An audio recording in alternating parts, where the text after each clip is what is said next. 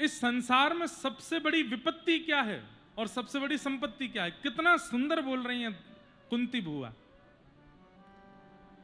संपत्ति को संपत्ति नहीं कहते और जीवन में आने वाली विपत्तियों को विपत्ति नहीं कहते। कुंती कहती है जिस कारण से तुम ठाकुर जी को भूल जाओ वो सबसे बड़ी विपत्ति, और जिससे ठाकुर जी की याद आवे वो सबसे बड़ी संपत्ति। ठाकुर जी की याद बन। अब कथा है, आप कथा सुन रहे हैं, आज चौथा दिन है, रोज 2.5-3 घंटा जो यहां सुन रहे हैं ना, इससे बड़ी कमाई दुनिया में नहीं हो सकती आपकी।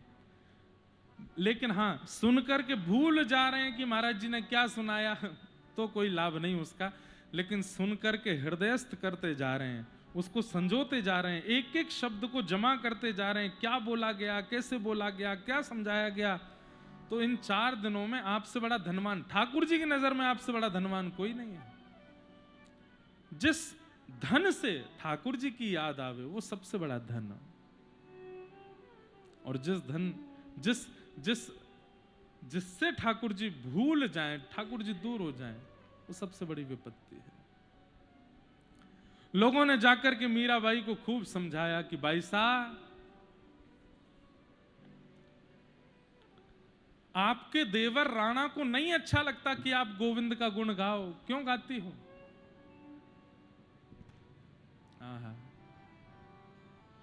मुझे बहुत प्रिय है ये पद। मीराबाई कहती है संसार को रिझाने के लिए मैंने कुछ किया ही नहीं है कभी, मैं तो केवल गोविंद को रिझाती हूं। मैं तो गोविंद रा गुण गासूं, राणा जी रूठे तो मने काय करसे। मैं तो गोविंद रा गुण गासूं, राणा जी रूठे तो मने काय करसे। ओ मैं तो गोविंद रा गुण गासूं, राणा जी रूठे तो मने काय करसे। मैं तो गोविंद रा गुण गासूं, राणा जी रूठे तो मने काय करसे। मैं तो गोविंद रा गुण गासूं, राणा जी रूठे तो मने काय करसे।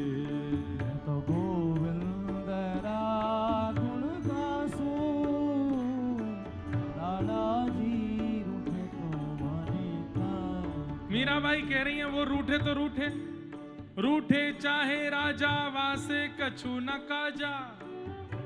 एक तू ही महाराजा और कौन पास जाएंगे। रूठे चाहे भाई वासे कछु ना भलाई। एक तू ही है सहाई और कौन को सराहेंगे। रूठे चाहे शत्रु और मित्र आठों याम, एक तेरे चरणन के नेह को निभाएंगे। जग सारा झूठा एक तू ही है अनूठा। रूठ जाए चाहे सारा जग पर तू ना रूठा चाहिए। रूठ जाए चाहे सारा जग पर तू ना रूठा चाहिए। आप मत रूठो नाथ, ये राणा रूठे तो रूठे, संसार रूठे तो रूठे, मेरे राघव जी मुझसे प्रसन्न रहें बस। मीराबाई कह रही है हे चरणामृत रा नेम हमारा। चरणामृत रा नेम हमारा। चरणामृत रा नेम हमारा। चरणामृत रा नेम हमारा। मैं तो नित उठ दर्शन पासूं। मैं तो नित उठ दर्शन पासूं। हाँ मैं तो नित उठ दर्शन पासूं। मैं तो नित उठ दर्शन पासूं। ओ मैं तो गोविंद रा गुण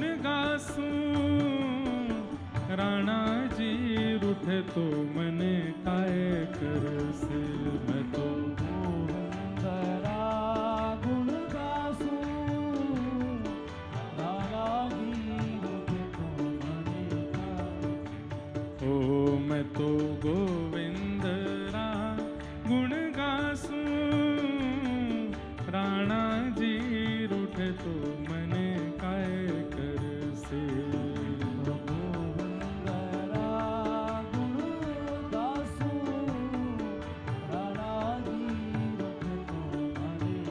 भुजा उठा के गाओ, श्री गिरधर लाल प्यारे की।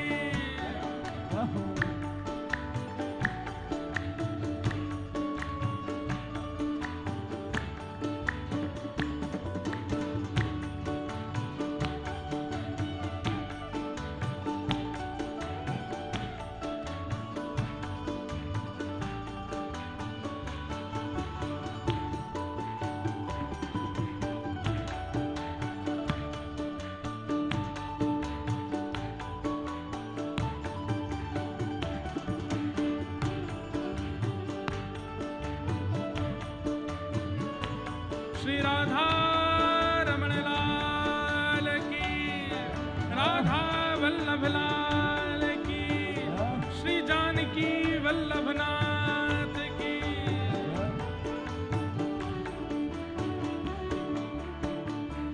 हे राम नाम रा जहाज चला स्या, राम नाम रा जहाज चला स्या, नाम नाम रा जहाज चला श्या, राम नाम रा जहाज चला। मैं तो भव सागर तर जासूं, मैं तो भव सागर तर जासूं, हाँ मैं तो भव सागर तर जासूं, मैं तो भव सागर तर जासूं।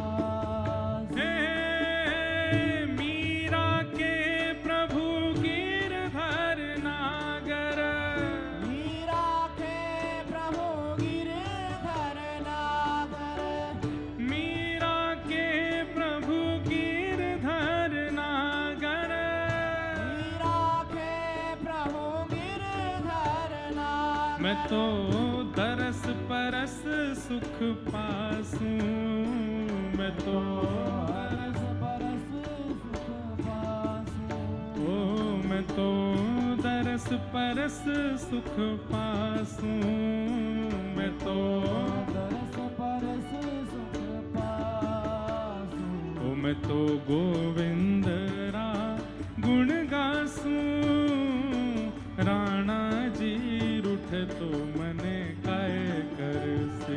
मैं तो गोविंदरा गुण गासूं, राणा जी को मने काय। हे मैं तो गोविंद रा गुण गासूं, राणा जी रूठ तो मने काय करसे।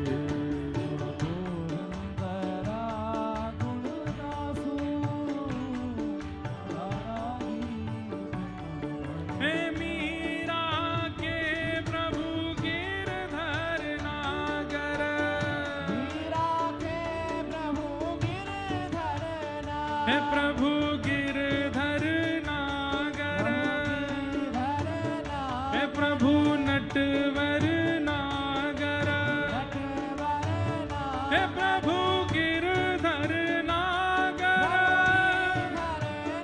हे प्रभु नटवर नागर, हे प्रभु गिरधर नागर, हे प्रभु गिरधर नागर। मैं तो गोविंद रा, मैं तो गोविंद रा, मैं तो गोविंद रा गुण गासूं, राणा जी रूठ तो मने काय करसे। मैं तो गोविंद रा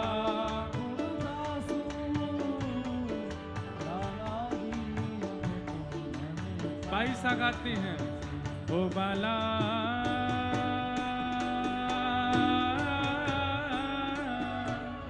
मैं बैरागन हूँगी,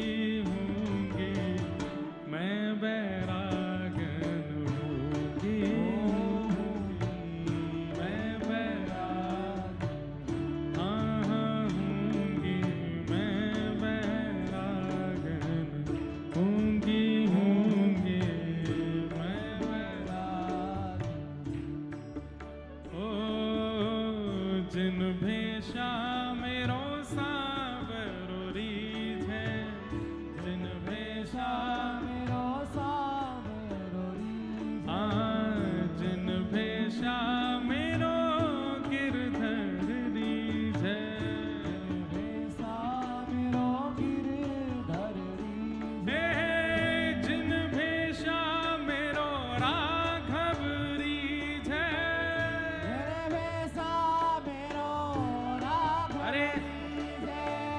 सीता जी को सिंदूर लगाते हुए देख लिया हनुमान जी ने।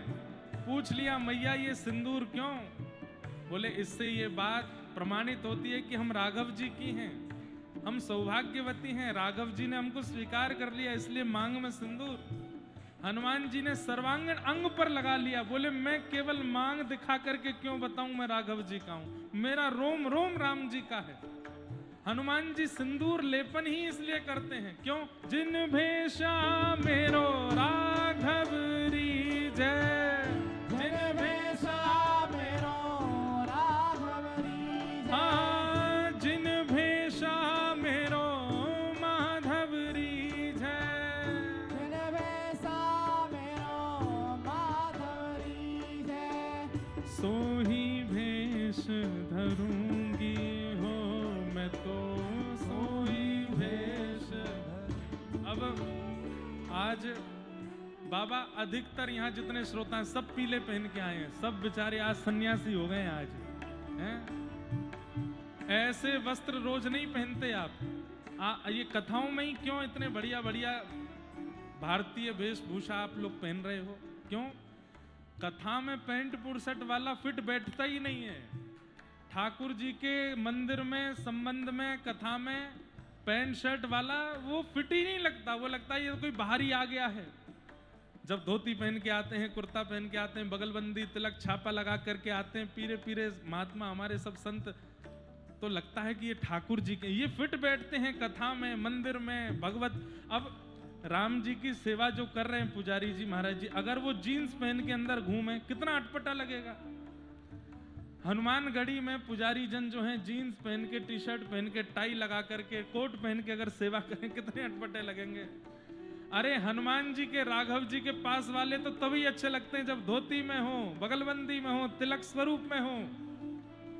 हे जिन भेषा मेरो साहिब रीझ है, जिन भेषा मेरो साहिब रीझ है, जिन भेषा मेरो ठाकुर रीझ है, जिन भेषा मेरो राघव रीझ है, मैं सोही भेष धरूंगी हो मैं तो सोही भेष धरूंगी। अरे हाँ मैं बैरागन हूँगी हूँगी, मैं बैरागन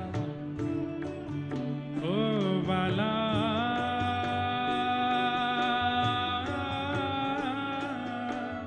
मैं बैरागन हूँगी हूँगी, मैं बैरागन हूँगी हूँगी, मैं बैरागन। बोलो प्यारे राधा गिरधर लाल की।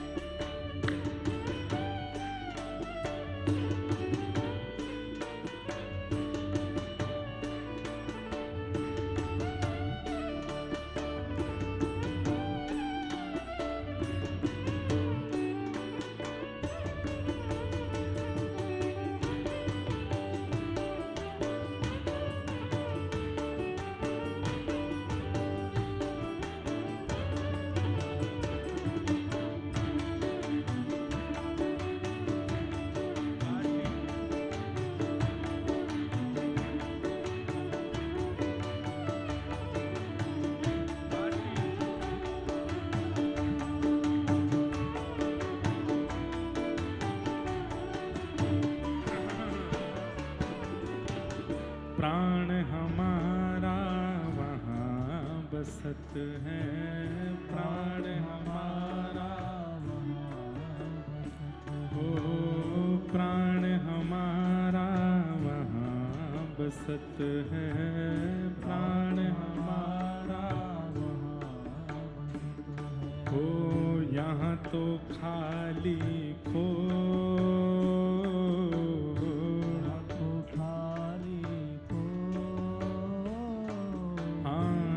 तो खाली खो तो खाली खो। हे मात पिता परिवार सोई है, मात पिता परिवार सोई है। हाँ, मात पिता परिवार सोई है। मात पिता परिवार सोई है। है कहिए तिनका तोड़ बाला, कहिए तिनका तो अरे हाँ मैं बैरागन होंगी होंगे, मैं बैरागन हाँ होंगी, मैं बैरागन होंगी होंगे, मैं ओ बाला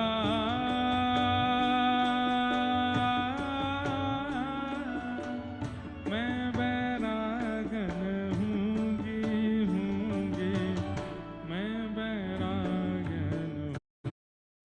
कथा तो वैसे कल आएगी लेकिन आज सुना देता हूँ। ब्रह्मा जी जब भगवान के ग्वाल बालों का हरण करके ले गए, जब ब्रह्मा जी को मोह हो गया कि ये कृष्ण के ग्वाल बाल, कृष्ण इनके हाथ का झूठा खा लेते हैं, इनके गाल चाट जाते हैं, इनके साथ ऐसे ये भगवान नहीं हो सकते, ये जरूर कोई बहलूपिया है। और बहलूपिया मान करके भगवान के सखाओं का, भगवान के मित्रों का जब हरण कर लिया, ग्वाल बालों का जब हरण कर लिया, तो ब्रह्मा जी से लेने के लिए नहीं गए ठाकुर जी, सारे ग्वाल बाल बछड़ा बछिया सबका रूप ठाकुर जी ने धारण कर लिया। और 1 वर्ष तक बछड़ा बछिया गैया सबके रूप में श्री कृष्ण ही भ्रमण करते रहे। अब गैया 84 कोस में फैल करके घूम घूम करके घास खाती है, चरने जाती है, सब जगह श्री कृष्ण जाते और अपने मुख से व्रज रज को जीव लगा करके पवित्र करते। इसलिए संपूर्ण व्रज रज, कभी कभी हम तिलक लगाते हैं तो हमारे रामानुज संप्रदाय में पासा लगाया जाता है, परंतु आज्ञा है पासा लगाओ, गोपी चंदन लगाओ, चंदन घिसके लगाओ, या फिर पवित्र नगरी की रज लगा सकते हैं। तो आज रज का तिलक किया है, व्रज रज का, अयोध्या की रज, व्रज की रज, ये सब रज। और विशेष रूप से अयोध्या और व्रज की रज तो ब्रह्म रज है, ये तो परम पवित्र है।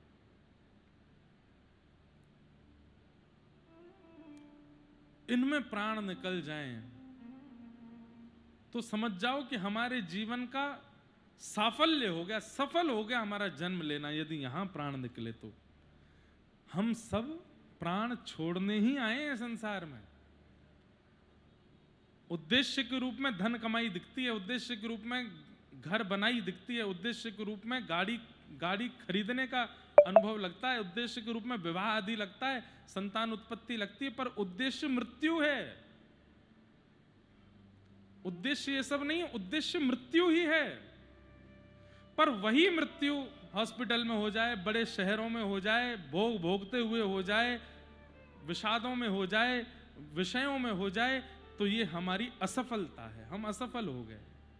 लेकिन वही मृत्यु अयोध्या जी में हो जाए, श्री वृंदावन में हो जाए, श्री गंगा जी के तट पर, श्री यमुना जी के तट पर कथा सुनते हुए हो जाए, ठाकुर जी का नाम गुणगान गाते हुए हो जाए, मंदिर में दर्शन करते हुए हो जाए, तो समझो कि हमारा जीवन जन्म लेना सफल हो गया, कि अंतिम श्वास में ठाकुर जी का नाम, कथा, धाम या दर्शन सामने था। असफल नहीं होना है, सफल होना है। और ये सफलता हमारे हाथ में नहीं है, मृत्यु का पता तो है नहीं कब आवे, इसलिए ठाकुर जी से ही प्रार्थना करो, और कुछ दो चाहे मत दो, बस अंतिम क्षण यहां दे देना, बस इतनी प्रार्थना है नाथ आपसे।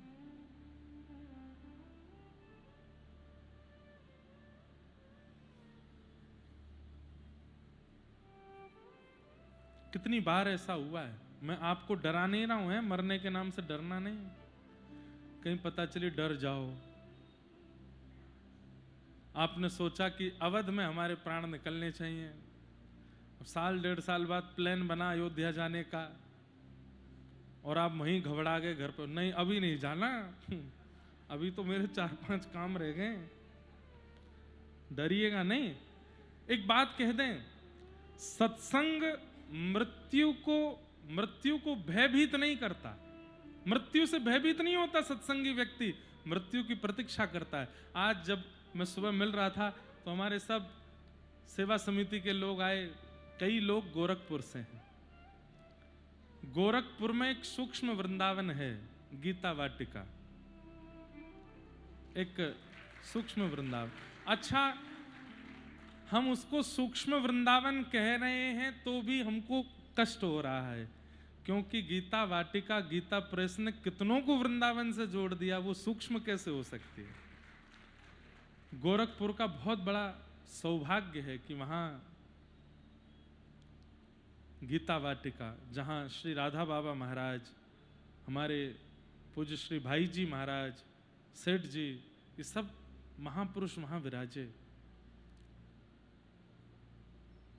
भाई जी का एक पद है, मृत्यु के लिए ही है, वही वही वही भाई जी का एक पद है।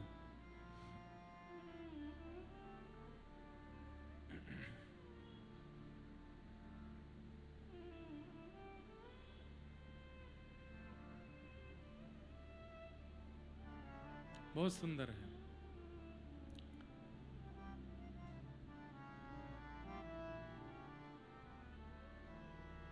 चलवा पिया के देश सजनी, चलवा पिया के सजनी। सत्संग करने वाला व्यक्ति यही गाता है, चलवा पिया के देश सजनी, चलवा पिया के सजनी। जहां नहीं मोह ममता की रजनी, जहां नहीं मोह ममता की रजनी, जहां नहीं मोह ममता की रजनी, जहां नहीं मोह ममता की रजनी, जहां न बिछोह कलेश, जहां न बिछोह कलेश सजनी, चलवा पिया के देश सजनी, चलवा पिया के। ये पूज्य श्री हनुमान प्रसाद पोद्दार जी, पूज्य भाई जी का पद है, और ये मृत्यु के ऊपर ही कह रहे हैं। वो गैर सत्संगी व्यक्ति की मृत्यु होती है, पर सत्संगी व्यक्ति तो अपने साजन के देश चला जाता है, वो तो निज वृंदावन में प्रवेश कर जाता है, साकेत धाम, गोलोक धाम में प्रवेश कर जाता है। वो अप्रसन्न नहीं होता अपनी मृत्यु से, वो तो प्रतीक्षा करता है। कथा सुनते सुनते जिस दिन ठाकुर जी का अनुभव होने लगेगा ना, आप रोने लगेंगे कि कब जाएंगे ये प्राण, कब तक इस शरीर में और रहना पड़ेगा, कब लेने आएंगे मेरे सजन मुझको। भक्तिमती मीराबाई एक अवस्था आने पर तो ठाकुर जी से प्रार्थना करती थी, और कितने प्रारब्ध बचे हैं मेरे जो मुझे इस धरती पर रहना है, अब तो ले जाओ पिया। जहां नहीं आवन, जहां जाके दोबारा आना नहीं पड़ता, जहां नहीं आवन जावन कितहू, जहां नहीं आवन जावन कितहू, पिय संग नित्य मिलाप, पिय संग नित्य मिलाप, जहां नहीं ग्राम्य चर्चा को डर कछु, जहां नहीं ग्राम में चर्चा जहां न अजस को पाप, जहां अजस को अरे जहां चार लोग बात नहीं बनाते, संसार में लोग बात बनाते हैं, आपकी एक गतिविधि पर पाप बात बना देते हैं। एक क्रिया पर बिना पूछे, बिना समझे, बिना आपसे जाने बातें बनाएंगे, आपकी निंदा करने शुरू कर देंगे। और जहां ना अजस, अजस मतलब अपयश, अपयश को पाप, जहां कोई अपयश नहीं होता है, वहां जाने पर केवल पिय से मिलन ही रहता है। वही भोजन है, वही पान है, वही शयन है, वही चलना है, वही फिरना है, बस मिले रहो दोनों, प्रिया प्रियतम और उनके साथ हम। चलवा पिया के देश सजनी, चलवा पिया के देश सजनी, जहां नहीं होत अंग संग कबहू, जहां नहीं होत अंग संग कबहू, मिले रहे दिन रैन,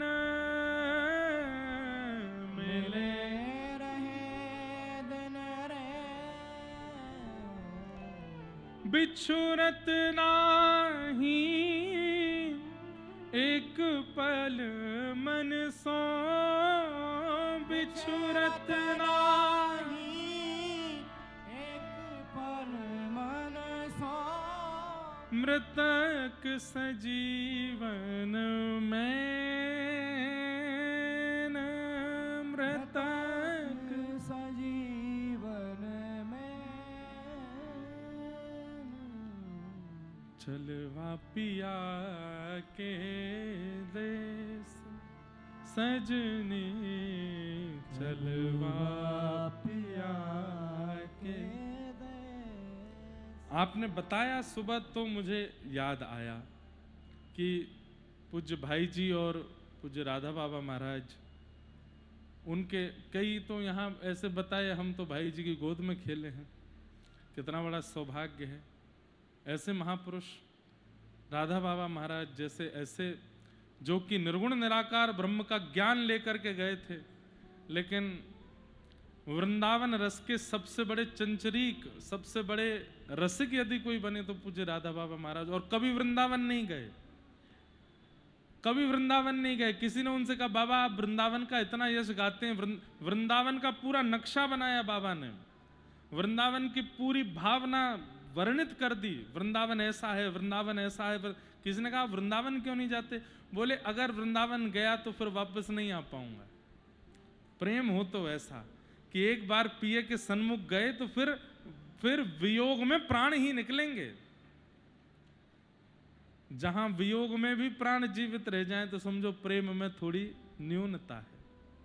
अच्छा चलो प्राण ना भी निकलें, लेकिन वियोग में नेत्र सूखे नहीं, सजल ही रहे, मन व्याकुल ही रहा, तन तड़पता ही रहा, यह भी तो एक प्रेम का स्वरूप है। पर बाबा को तो पूर्ण भरोसा था कि मैं वृंदावन गया तो वापस नहीं आ पाऊंगा, इसलिए सीमा पे ही प्रणाम करके चले जाते थे। गीता वाटिका में ही वृंदावन प्रकट कर लिया, बोले यही है वृंदावन। और एक बात कहूं, जैसे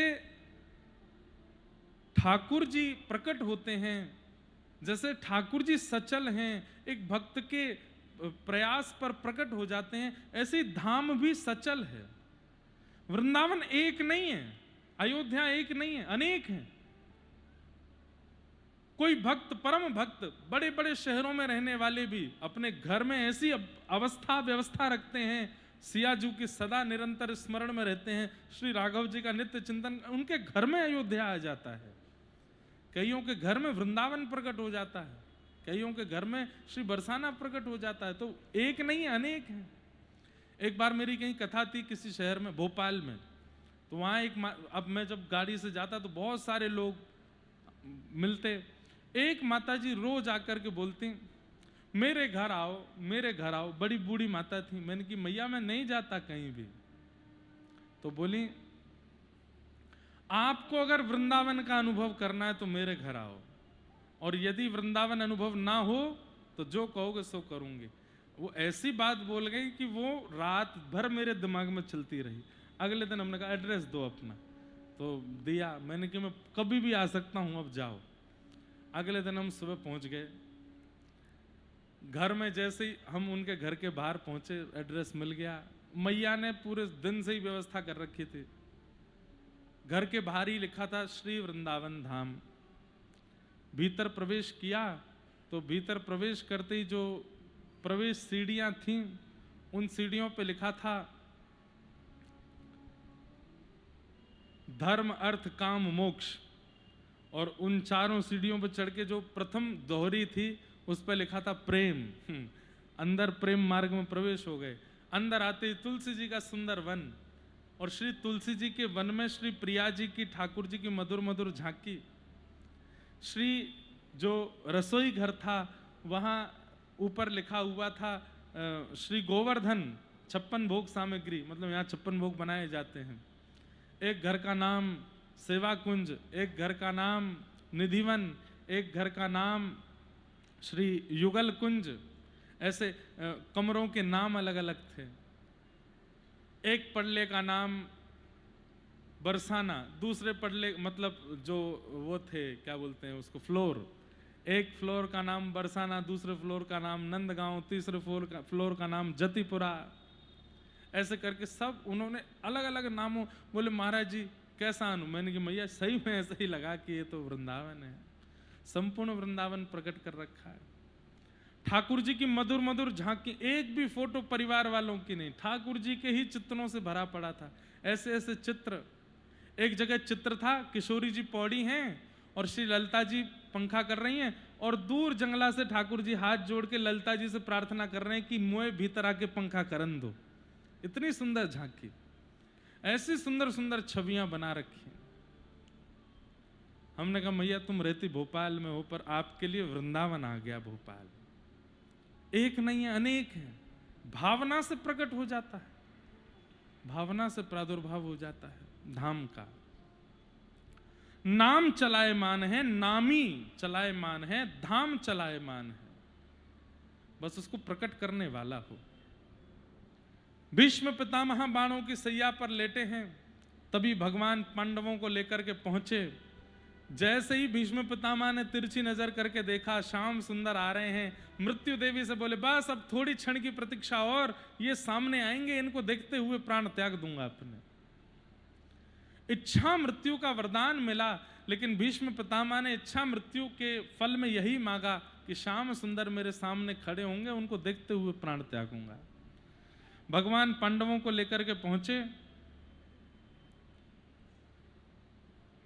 ठाकुर जी को देख करके भीष्म पितामह हाथ जोड़ के प्रणाम करने लगे।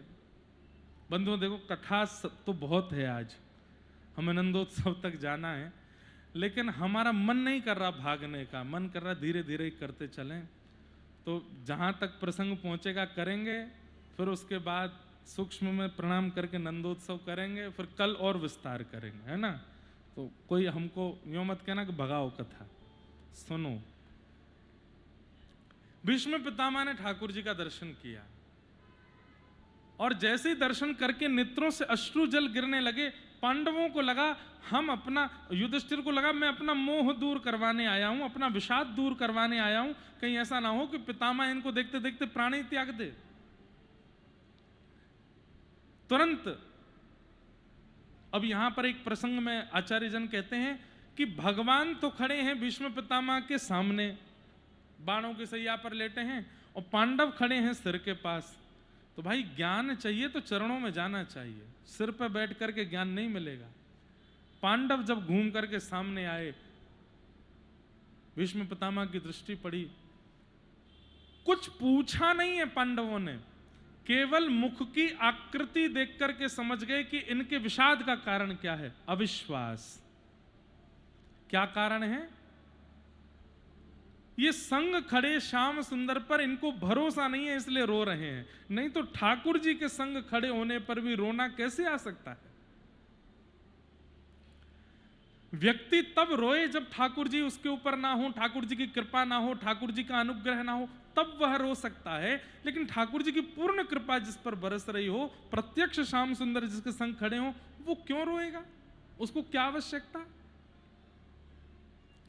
तब तो वो एक ही कारण से रो सकता है कि उसको अविश्वास है। एक बात मैं कभी कभी कहता हूं, छोटे बालक अपनी मां की गोद में नहीं रोते, लेकिन मां की गोद में जाकर के भी रो रहे हैं, तो दो कारण हो सकते हैं।